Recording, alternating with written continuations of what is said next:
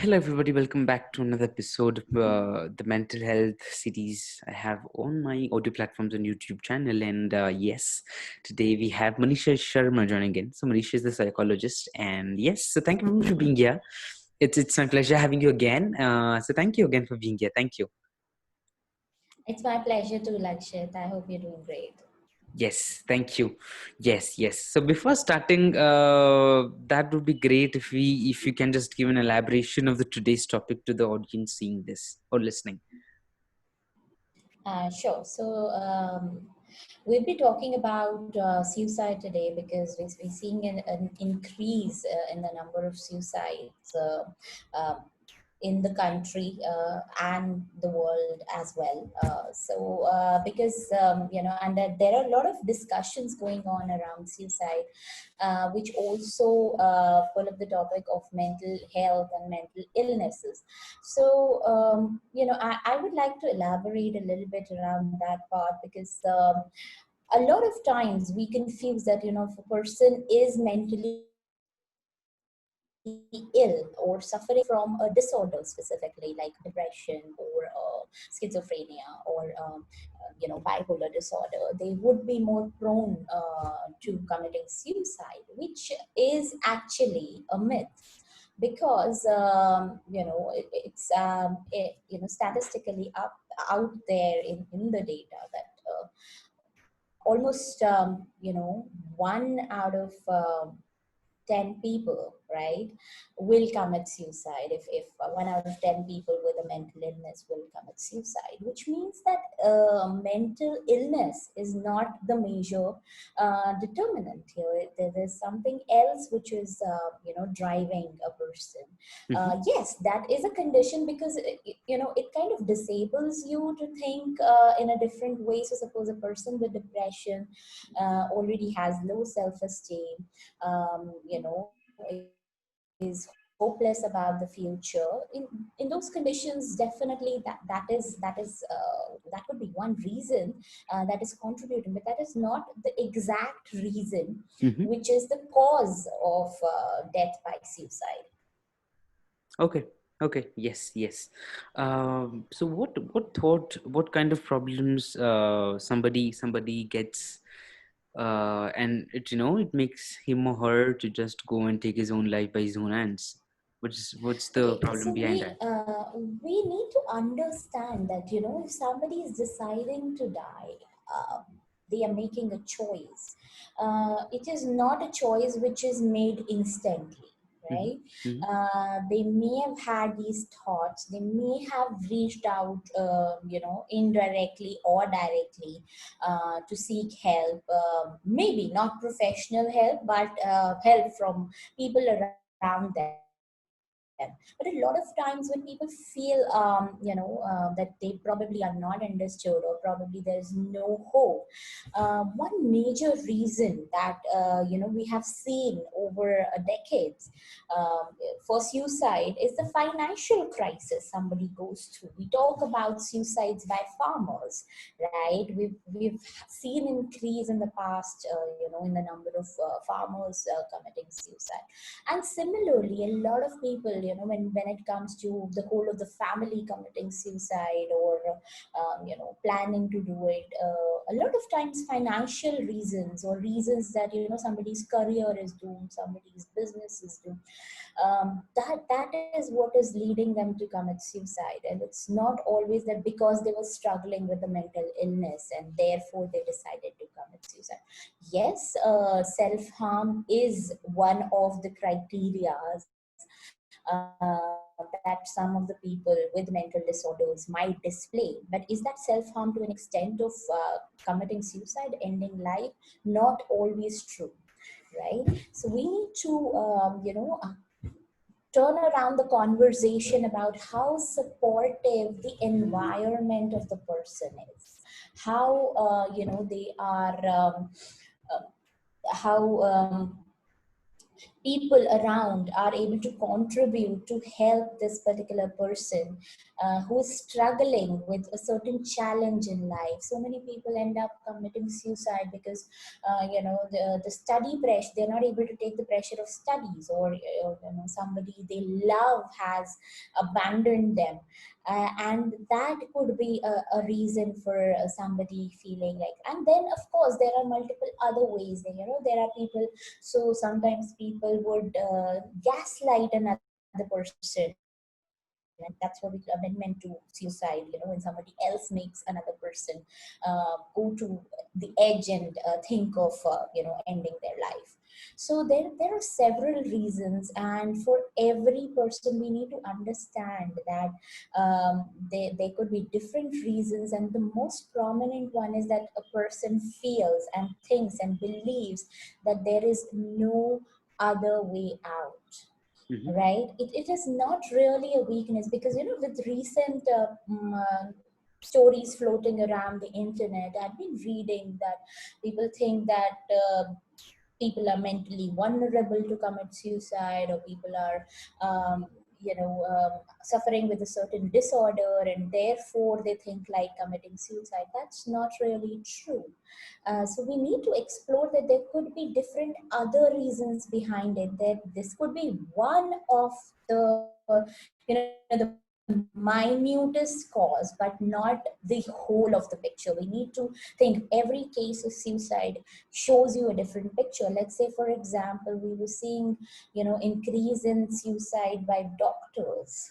So it's been in news recently. It's a very sad thing, but there is a reason. A doctor, however much they've studied so much to reach a level of profession that they would like to then they're practicing, and then they're doing good for the society. They're thinking that ending their life is the only way out. That must feel that they are in extreme pressure, Yes. right? It's probably their mental health is affected, but does not mean that they are suffering from mental illness, right? Yeah. Okay. Okay. So the what you mean is, Yeah. if anybody wants to take their own life, that's not, mental health is not the only reason. The possible reason can be more adding up, maybe financial or love or anything. That's what you mean. Yeah. Yeah, definitely. So see, mental belief. Let's say a person believes that there is no other way. Mm-hmm. Okay, there is no other. They cannot see it any other way around. There is no other solution available to them. But so that could be one of the reasons. That could be, okay, probably the person's belief system is a little faltered, and yes, counseling will help that person. But as I said, that does not necessarily mean that the person is mentally ill. And then there is, so they did it because they had to do it. There was no other way around it, right?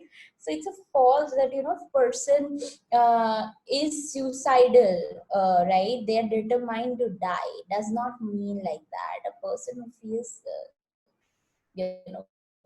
introspect, or probably thinks that suicide is one way out for them, they must be under immense pressure, not finding any support. Solution. So Yeah. the reason for suicide is not being able to see that there is support, not being able to be convinced by people around that they are going to show some empathy or even sympathy, right? So it is probably a lot to blame on our social structure, yeah, than just saying that, okay, it's a person's state of mind, and if they are so, they are going to do it. That's not really true.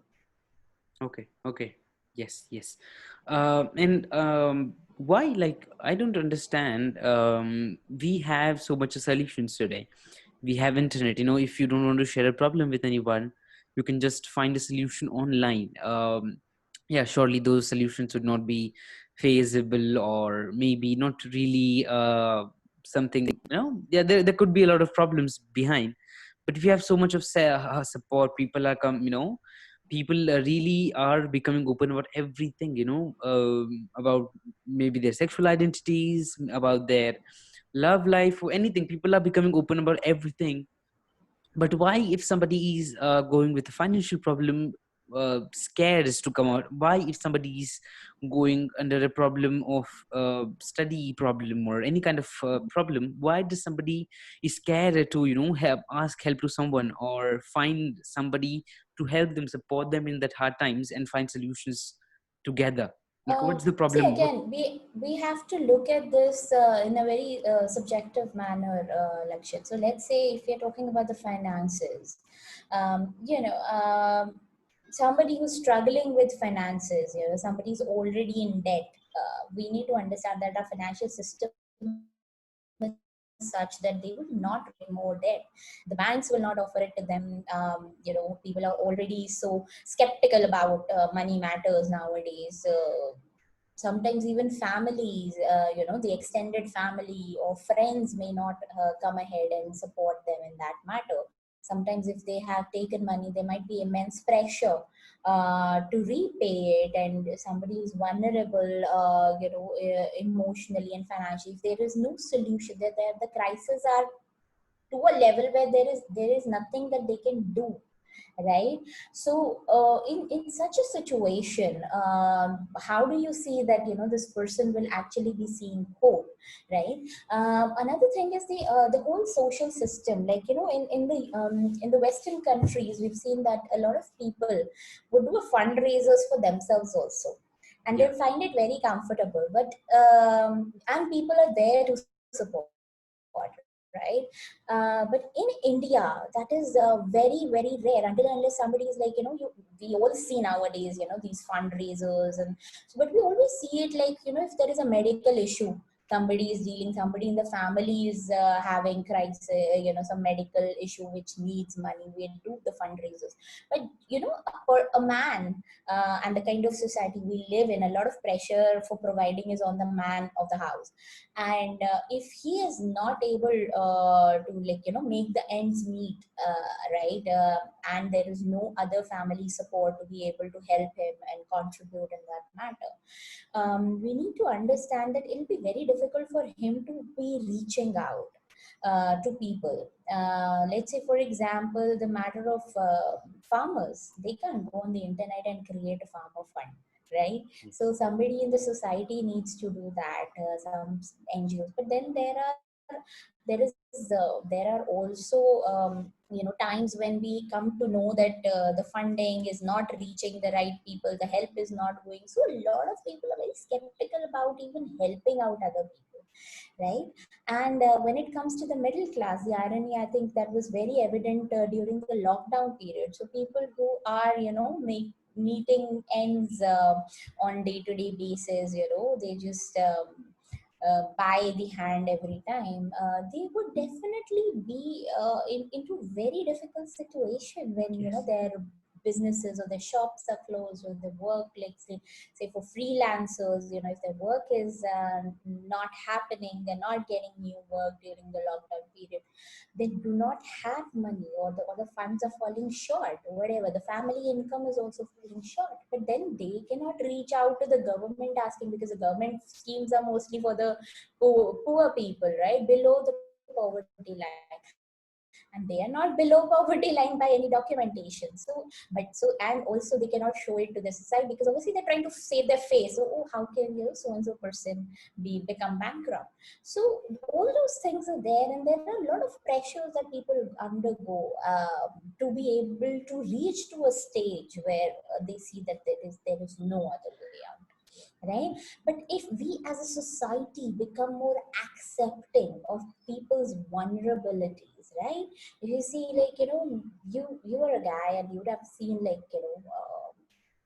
in your family somewhere, even if it is not directly your parents, somebody, some grandparents, some other relative would say, oh, boys don't cry, boys don't display their emotions, boys don't do this, boys don't do that. And similarly, there are a lot of pressures for girls, right? So girls can cry, but they can't fight it out, right? But if they're angry with something, how do you expect them to vent out their anger? They can't do that, that emotion. So we as a society, we're like putting everything in boxes, and we're saying that, you're not supposed to come out of this box or that box, and you cannot, you have to behave in a certain manner, you have to live your life in a certain manner. And therefore the acceptance, so like you're saying that, a lot of acceptance has come about for people who are bisexual or gay. But definitely still there are there are hiccups there. People would come to terms with, okay, yes, if somebody is gay, that's okay with me. It doesn't affect me or my family. But if somebody in the family is gay, then definitely that is a matter of concern Yes. for them. They are unwilling to accept this. There's a lot of resistance. So we need to understand that just like charity begins at home, even acceptance has to begin at home. We need to start accepting people in our family. We need to start accepting people in our neighborhood, people in our friend circle or our workplace, to be who they are, to live their lives in the right way. So a lot of people say, okay, this is the right way, that's set by the societal norm. The right way to live is that, you're able to live without having someone else to drive your life, right? So you're able to drive your life, and until and unless you're not harming someone else or yourself or your family members, you should be allowed to be who you are, right?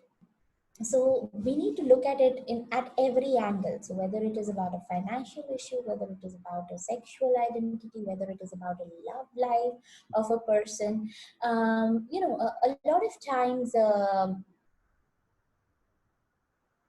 with the love issue, the problem is that, somebody either they're rejected by the partner themselves, or the family is put in a lot of pressure about, okay, this will not be approved and things like. So these things need to be resolved, and they need to seek appropriate counseling for this. But we as people around, so when we were saying, there was this increase in the discussion, and we, every other person was putting up a post saying, oh, I'm here to talk, please reach out to me, please talk to me, please talk it out. Somebody who's low, and somebody who's thinking about committing suicide, you need to understand they cannot come and talk to you. They're in no state of coming and talking to you. So you have to be more empathetic and understand that you need to reach out to this person, and not vice versa. You can't expect the person to reach out to you. So why I'm saying this is because we need to understand that as a society, there's a lot is wrong. If a person has committed suicide, we say, why did the person not reach out to me or reach out to XYZ, right? They shouldn't have made this taken this step or made this mistake.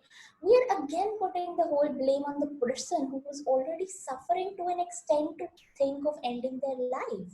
So whether Yes. the person is saved or whether the person has died, we're putting the blame on the person instead of saying that, okay, we as a society were lacking this. We as a society were not accepting and not open enough and not reachable enough for people to come to us for their problems. So we need to understand and try and work around this particular model. So just saying you talk it out will not help. You need to see the signs and reach out to people. Yes, and even people who share these things, that please reach out to me. It's a lot of people even don't know, like, why to reach out. That's just reason everybody's sharing. They're just gone sharing that. But when it Yes, really comes to helping, not everybody is capable of helping somebody at a point which should happen, because that's the reason when somebody comes at a position, I think, to take his own life, because there is no one to help him at the moment when he requires some help. So yes. right. Yeah, so you just See, wanted a to lot share of some stories and some articles, so please go ahead and share them with us. Yeah, so I actually wanted to talk about that, like, some we've already addressed. I've made those points. That somebody, so there are a lot of myths around, suicide as a topic. So I would like to, take that up and say that, whether somebody should be able to help other person who's introspecting, and should talking about it be something that a person should do or not do. So there are multiple myths, because people believe that certain things, some of the myths we've already addressed, right? Some I would like to just go through the points that I've made and share that with you. So like I was saying, that if a person is suicidal, they're determined to die, that's not really true. They are rather thinking that somehow, let me find a way to resolve this, let me hold on to somebody somewhere, right?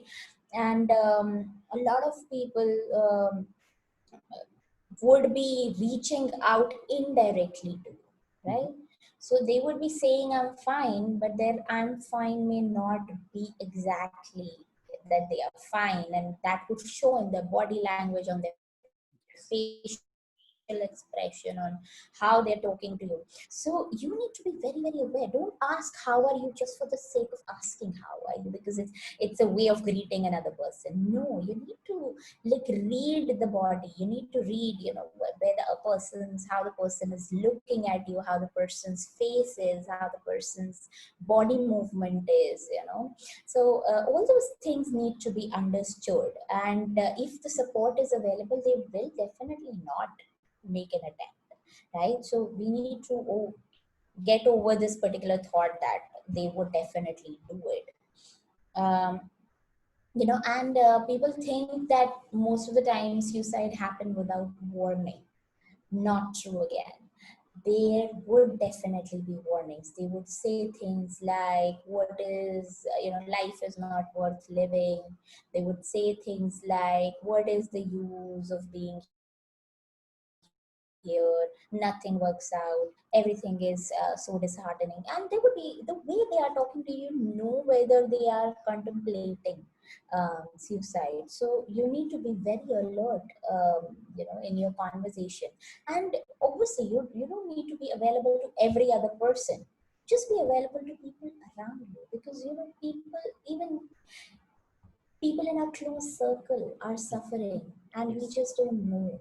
We just don't know. And people, they would be depressed, they would be disheartened, they would be going through some internal struggles that they're not able to get over with. And sometimes, you'd see that there is change in the personality of the person. That's a red flag. You have to Yes. reach out to this person. So the person who's a party person suddenly has started staying isolated. You need to see that, okay, something is wrong with this person. We need to understand that. So be Okay. aware, be alert, be available. That is the three A's people need to follow. Okay. And then sometimes people also think that people who are talking about suicide, they think, oh, I'm feeling suicide, they'll definitely not commit suicide. Now that is another big myth. When you're saying that a person is talking about committing suicide will never commit suicide, no, it's not true. A lot of people are so insensitive, they would say they are just trying to seek attention. That shows clear insensitivity on their part, right? Okay. Sometimes, like I said, some people will directly also try to reach out and say that I am feeling suicidal, I am feeling like harming myself. You need to sit down and listen to them. So what are the thoughts that are driving them to the edge, right? So okay, then also that like I was saying earlier also, that only people with mental illnesses will commit suicide. That absolutely false, because 50% of the suicides are not because of mental illnesses, right? Okay. So yes, we need to be very aware about it. And also that so we do not have sufficient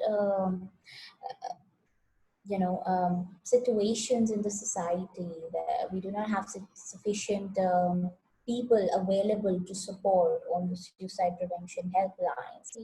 But I think people who are really willing to do something about it, they can try and volunteer for this, and help people, or at least guide them, because there's such a huge taboo around reaching out, seeking help, because they feel, "Oh, because I don't have a mental illness, why should I go to somebody else to seek help?" Right? But you need to understand. Also, this brings me to a point that I had not noted. I recalled that, we've seen it's often there are articles in news wherein newly wedded girls end up committing suicide, or killing themselves, and they say they were into depression. Well, we need to understand that depression is not a hereditary or a long lasting situation. It could possibly be because of the condition they are in, because they're feeling unaccepted, not understood. And therefore, if that is the case, we need to understand what was wrong in the whole system of the marriage, and not the person who's committed suicide being ill is the only reason. No, they probably got ill because something wasn't right in the whole structure of marriage, right? That too needs to be understood, and people need to understand that, so in India, this is something that people say, that girls who come get married and go to another family and start to live with them needs to adjust. So then ideal bahu situation is that they need to adjust Yes. to the new family. You need to understand, and I'll use a very simple example here, that a girl is just like have you ever taken a plant from nursery, Lakshya, to your Yes. house and Yes. probably put it into another vase? Yes. And has it ever happened that a particular new plant that you got died while shifting Yes. it into a bigger pot? Or Yes. and Happens now, every time. we would say, "Oh, we gave you a bigger plant, we gave you water, we gave you sunlight. How is it?" Because it's about the adjustment. That probably the environment, the new environment you gave to Mm-hmm. that particular plant wasn't good enough for it to flourish, Yes. to grow, right? And that cause, so if that can happen to a plant, why can it not happen to a person who's thinking, who's living a life in a certain way up to a certain age, and you suddenly expect that person to be according to you? 365 degrees of change is expected out of that person. Imagine the immense pressure that person would be going through. Yes. Similarly, for exams, our education system is so challenging, and everybody is expected to be able to reach somewhere in life. We are like constantly into that rat race, and I think Three Idiots really captured that essence, that it is not suicide, it is a motive, because we are putting so much pressure onto the person to achieve and perform. And why cannot we accept people and understand that every child is learning at a certain level, and every child has a different way of learning. Some kids learn by reading, some kids learn by hearing, some kids learn by seeing. We have to understand these differences and appreciate, and give them a supportive environment for the same. Yes. Yes. Okay. Okay. Yeah. And what kind of solutions you as a psychologist would suggest? What kind of yeah, when somebody has, I don't know how really we can help them, but psychologically, or as you're professional, what kind of solutions you would say and which are possible to help somebody? Right. Lakshit, I think when we are dealing with just a second. Sure, sure, no problem. When we're dealing with people who are struggling with certain emotional issues, and when we're dealing with people who seem to have signs of depression, or who seem to have basically low mood, loss of hope, and worth feel worthless and stuff. So we would always it's important to involve the family in the process, so because the family will be able to help, because if you are if a person is going to a counselor and then coming back and living in the same environment which is triggering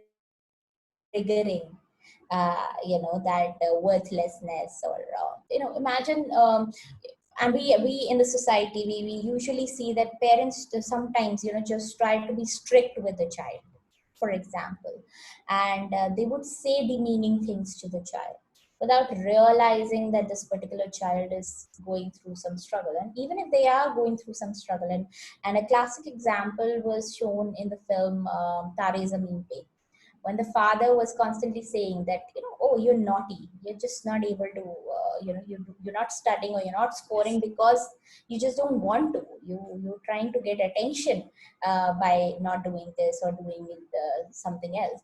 So and usually parents do that a lot of times. Parents expect the child to be perfect without realizing that the child has hardly lived their life, for a certain number of years, and you have more sense than them, right? Yes. You live life longer, but you still operate at the same conditioned behavior that you've been taught through, generations. So we need to be more aware, more alert, reach out to help. So somebody in the family sometimes, also, like we were talking earlier, that the person themselves can be very resistant to reach out, and if that is the case, the family members can probably reach out for some professional help, and uh, discuss, because when you do that very closely with another person who's a specialist at this, they would be able to tell you the kind of changes that you need to make in the environment, in your own behavior, and maybe also get the rest of the family on board, and to try and support the person, because that's very, very important. Okay. Yes. Before getting into some other questions, would you like to add something more over here, or would you like to speak about something else or some more topic? Please go ahead. So yeah, I would just say that there are certain do's also that we need to be taking care of, and like there are certain don'ts, and that there are certain myths, we also Yes. have to be sure about, that there are certain things that we can do as a society, or as a family member, as a friend, that should be helpful. So, first and foremost, I would like to, quote Dr. Somitra. So he put it on his Twitter handle a few days back, saying that suicides are preventable. So, we gotta stop being fatalistic about suicide. Encourage, your MPs and MLAs to push for a national suicide prevention strategy, Okay. right? 250,000 Indians need not die unnecessarily every year. So this is something he had written. So he'd written a lot about suicide, some of it, some of the stuff that I also covered, and there were other things that he's also written. So he mentioned this, that we need to have a prevention. So people who are working in the field, people who are activists in the field, need to probably push the authorities to have a dedicated helpline number, like there are in most of the countries around the world. We need to have these dedicated numbers that people can reach out, and then we need to make people aware about it, right? And for that, we need to, also look at how we can support people. If you see somebody is in a situation of crisis, like we would all know. Let's say, for example, there's a lockdown period, right? And we know somebody is, for example, a freelancer, or is earning from a shop which is shut all through during the Yes. lockdown period. Mm-hmm. um, we need to understand, okay, for example, we would know in our circle, like suppose for example one of your friend would have started a business, right? And your friend must be a young guy who would have just started the business, say a year or two, right? So they wouldn't have that kind of monetary corpus available to feed for themselves for say 3-4 months in a row, right? How about we being sensitive enough to understand and then reach out to this person? Do Yeah. you need any financial help? Do you think because we know that even if it was a lockdown, we still had to pay our bills, whether it was electricity, internet, water, um, people living in rental accommodations. We know that okay, there's a limited amount of salary some person might be getting, and the rent they would still need to pay the rent. And then there were so many people in times like these who were laid off their jobs, right? And how do you think, if you are in a position to help them, right? I'm not saying that okay, you are not in a position to financially help them, still reach out to them and say, but if you're not in a position to help them financially, try to help them emotionally. Say, do you think I could, if you would like to talk to me, I am available, don't be hesitant to give me a call, whatever time of the day. You reach out to people because you know the reality of people around you, right? In your friend circle, in your family, relatives, you would know. But and I'll tell you that there were hardly anybody. Like I'm a freelancer, for example, I would say, I knew I had some friends who were there, who reached out to me that do you need any help, and I told them no, it's pretty manageable and stuff. But none of my relatives were supposed to be like, obviously they are the first line in the extended family. Nobody reached out to me despite knowing that I have a certain structure of work that may not be working as efficiently as. So this is my personal example. I'm sharing it without any shame, because I would like people to know that they, even we are not caring enough for our own family members, we are not caring enough for people in our own friend circle, right? So I had been making a point that okay, even if I'm not on daily basis, able to give them a call or drop exclusive messages, I used to sneak out time and send messages to my close friends and ask them that okay, how are you doing, I hope everything is fine, at least for safety. Reach out to them, tell them to keep in touch. At least they will reach out to you if they need that, if they understand that you would be available. So you need to do that. Reach out to people as much as you can, instead of asking them to talk to you if they need to, whenever. Just dropping one message will not help. True, true. Yeah. And yes, so there are some questions I just wanted to go upon and speak, as we already discussed. So let's do those. So yes, Sure. how do you know someone might be suicidal? Okay. So like I was saying that there could be, certain verbal cues, like Okay. them talking about how hopeless life is or how worthless it is to live. They would give you certain subtle verbal signs. Then there would be non-verbal signs, as I mentioned, that you know they could just be a change in the person's personality altogether, Okay. Okay. right? Then there could be some factual signs, right? So somebody was running a business and the business has suddenly gone in losses due to XYZ situation. This is definitely something that person may be hurt by. So if you take out a little bit of time and talk to the person, that could be. And somebody who is intentionally trying to push you away, Mm-hmm. sometimes that can also be a sign, when the person is intentionally trying to push everybody away and misbehaving with people. Probably that's a cry to, okay, they're trying to test that who will still stay on, right? Of course, I'm not saying you need to encourage that kind of behavior, but at least take them, handhold them till the time they get proper professional help, because it's not a mental illness, but sometimes people have this kind of personality.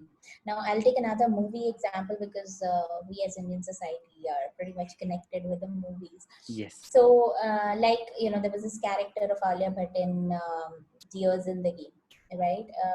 So she was intentionally, the moment she felt that she might be rejected, or she might not get the result she wants, she began to push people away, right? So sometimes people will have those kind of situations also going on, and you can at least handhold them to, to a professional, and help them reach a professional and get help, right? So at least, so that they don't go to the verge of taking the extreme step. Okay, okay, great. Thanks for explaining with that example again. So yes, if a person seems trouble, is it safe to ask him if they are thinking about hurting themselves? And asking them, can can it increase the danger of them committing suicide? Well, actually, no, it will not increase the danger, because so in a moment, let's try and use it as an example for ourselves. In a moment when suppose if I am introspecting something like this, if I'm contemplating taking an extreme step, and if somebody reaches out and asks me, "Are you thinking of something like this?" Right?